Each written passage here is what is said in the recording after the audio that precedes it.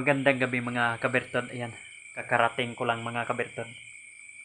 Galing ng Bacolod. Ayan. Hindi ko dinala yung itim kong motor. Nagpahinga muna siya. At ito yung motor kong blue. Binigay sa atin yung nung 2020. At yung motor natin ay binili natin ng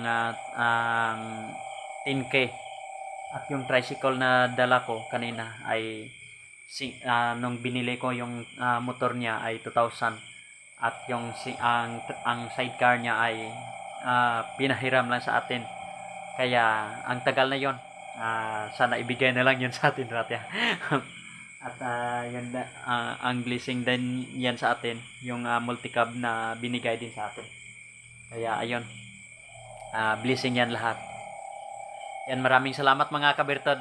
Una nagpapasalamat ako sa Panginoon dahil binigyan niya kami ng safety mula Bacolod papunta dito sa may Camp Clark.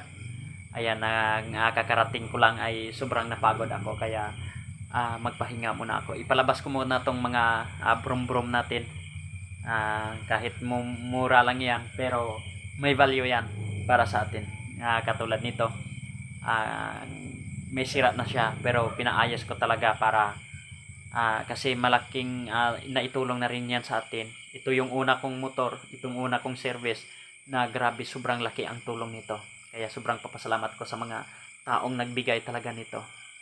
Ina-appreciate ko talaga yung nagbigay nito more than sa ito.